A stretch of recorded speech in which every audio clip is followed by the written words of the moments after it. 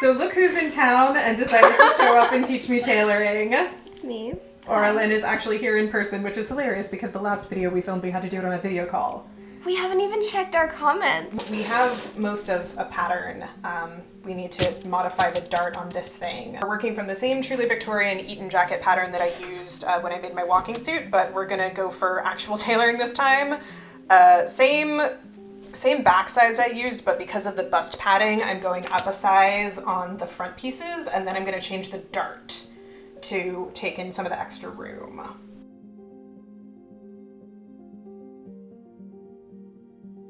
You have to do the side. The original dart didn't have too much of one. It was only a little bit.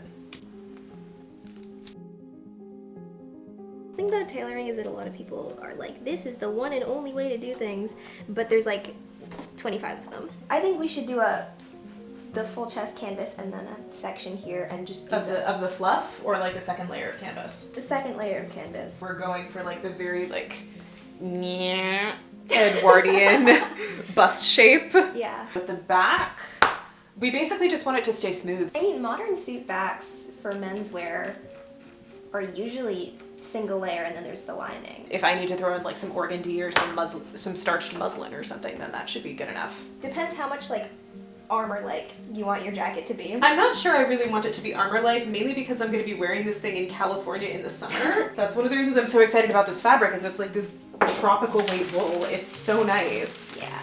I think that's the difference between using a stiffer canvas and a softer canvas. I think you'll be able to get all the shape you want with this. It's just not going to be Well, I better be able to get all the shape I want with this because this is what we got.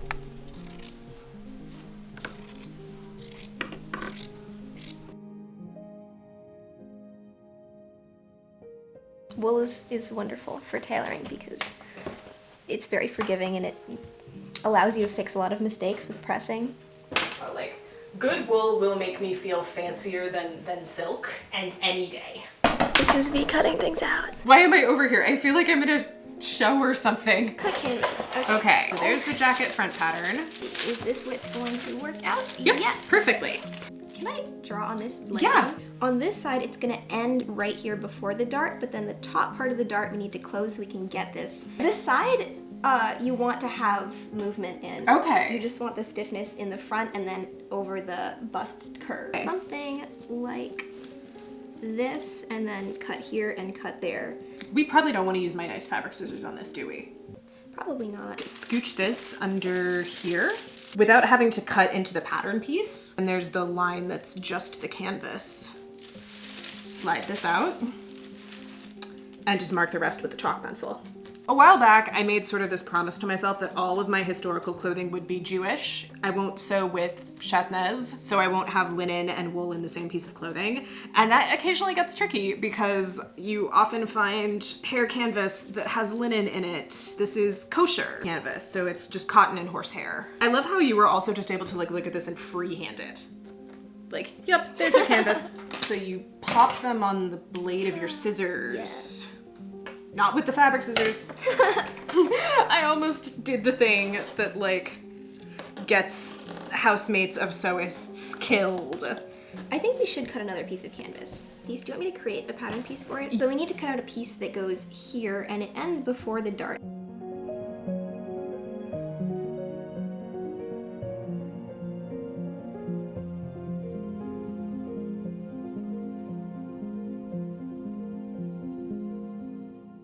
So now, fluff.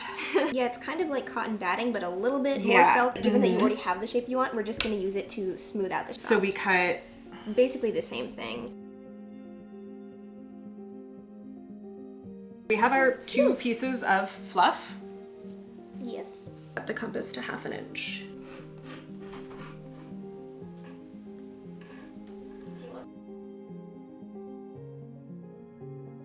Now seems like a good moment for a word from our sponsor, Skillshare.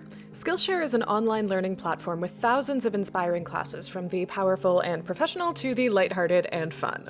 Normally, I turn to Skillshare to level up my professional skills, but I'm about to take some big, stressful steps in my life, so my hand sewing background noise has been both calming and aspirational. Everyday Flowers, Simple, Stunning Arrangements for Every Occasion by Spencer Falls. Flower arranging is one of those proper, old-fashioned Edwardian lady skills I've always wanted to learn, but couldn't seem to find anywhere to learn from.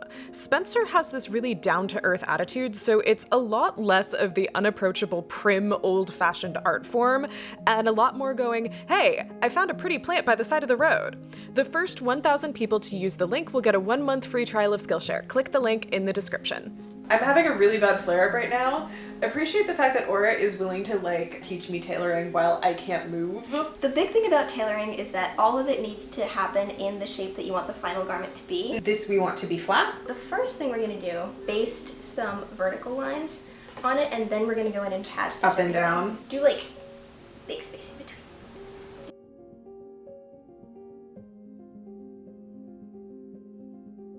What has to be perfect is the alignment between the pieces of fabric. Your stitch size and placement is a lot less important. There are a lot of different ways to do pad stitches. I'm going to suggest that we do rows going back and forth. I would do about 3/8 of an inch or closer to a 1/4 inch. A lot of beginners see all this fancy handwork and think that it has to look perfect, and they prioritize how it looks on the inside over actually putting the layers together in the way that makes the shape that they want. The priority for all your inside stitching should be that the layers are exactly the shape that you want them. I've gotten to the bottom. Do I go back up? Do I go around in a circle? Do I stop and go back to the top? I would go back up. If you Do I turn around and go like this? No, you Okay. keep it the same orientation. Okay. We made a pad to go here. So So now we have to close need up the dart. tape that is this long.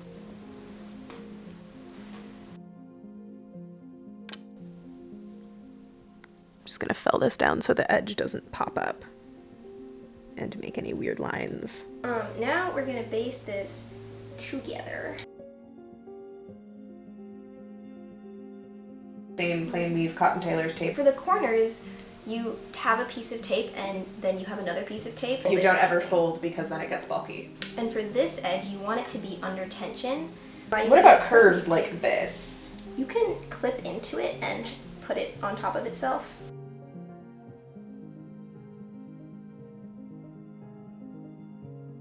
I finished the other canvas last night. Does it look okay? Yeah. Yeah, but the darts are kind of pointy. So we need a circle that just kind of covers this area. If you have a circular object approximately that size, we could use it. But we can just... What we're gonna do with this is cut it in 3 places and then cut out a V so that it has the same amount of curve as this dart. So basically we need 1/3 of this Okay. in each V. Okay. So let So your me. V.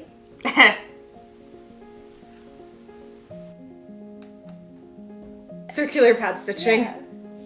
What Do do? you mind if I start it? I'm gonna start on the inside and be really careful not to Yeah.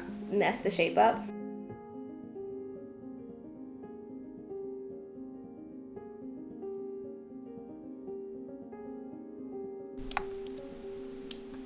Holding this without stabbing myself is rather difficult.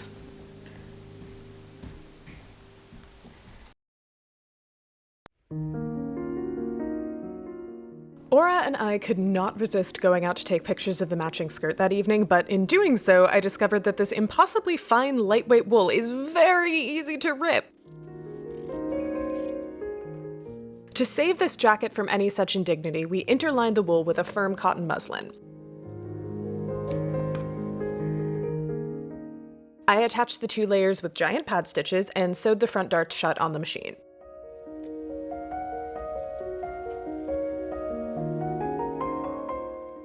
While I worked on pinning in construction seams for the jacket back, Ora made the call to cut the darts before pressing them, and I deferred to their expertise.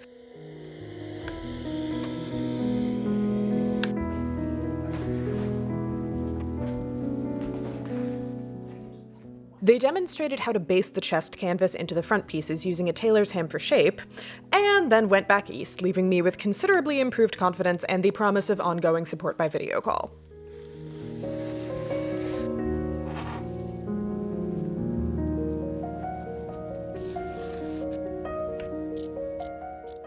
I trimmed the excess seam allowance off the canvas and sewed it in all around with felling stitches that caught just the muslin interlining without showing through the wool.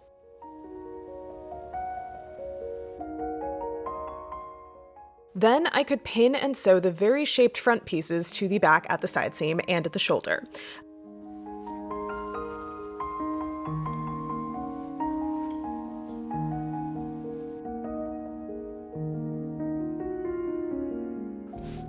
I found spraying the seams with water before ironing helped them press flatter and stay put better than the high steam setting on the iron.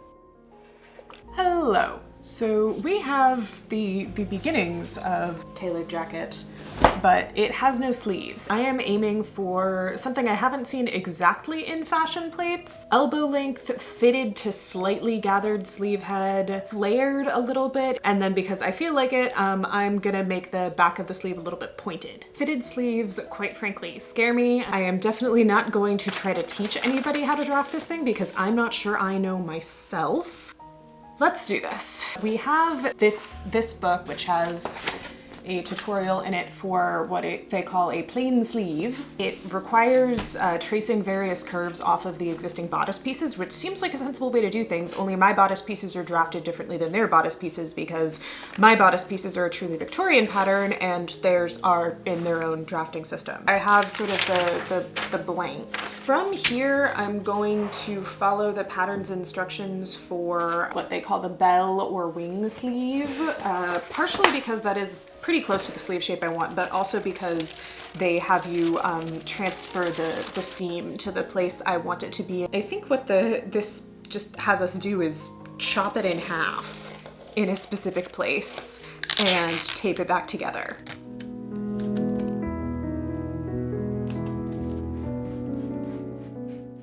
I traced off the reassembled sleeve pattern and flared the edges slightly, then added a point to the bottom edge and smoothed the lines out with my curve ruler.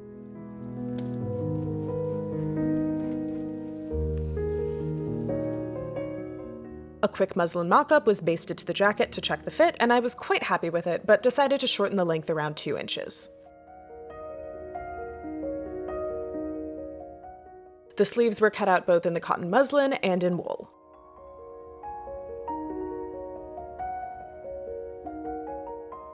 The jacket will be fully lined in dark green Bemberg rayon, which you might recognize from last year's reworking of my black velvet winter coat. I had lots of extra and it's perfect for this. The lining is pinned and assembled much the same as the rest of the jacket.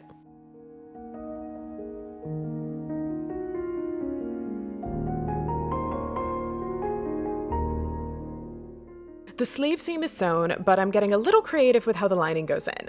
I don't feel like easing and setting 4 sleeves instead of 2, so I'm sliding the lining onto the outer sleeve with wrong sides towards each other. This way I can set them into the body at the same time.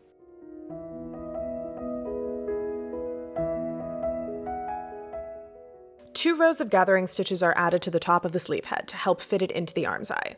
Then the lining is basted into the body of the jacket at strategic points to keep them aligned while the sleeve is sewn in by machine.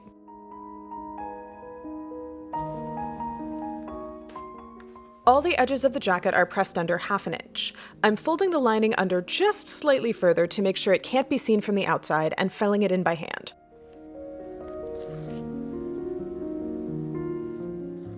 The raw edges at the arm's eye are finished with overcasting stitches.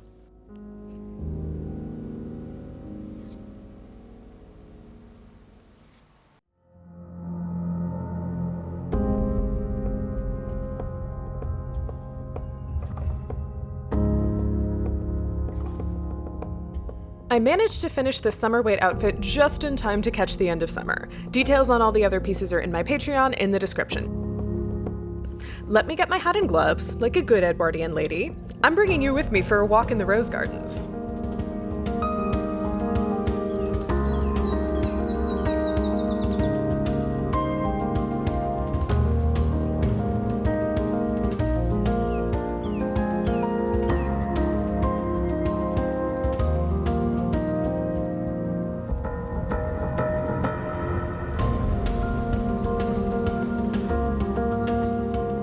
This tailored jacket held its shape perfectly through all my frolicking on a bright, warm, sunny day.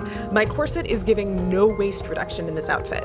All that shape is coming from the clothes. I could walk, run, and climb onto things I probably wasn't supposed to climb on, all while looking like an actual Gibson sketch.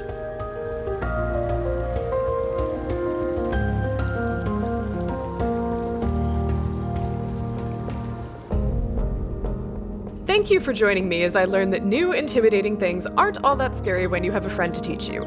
Tell me in the comments about a daunting skill you've learned or want to learn, and don't forget to leave a like and subscribe for more frolicking through fashion history. Until next time, I wish you roses and sunshine.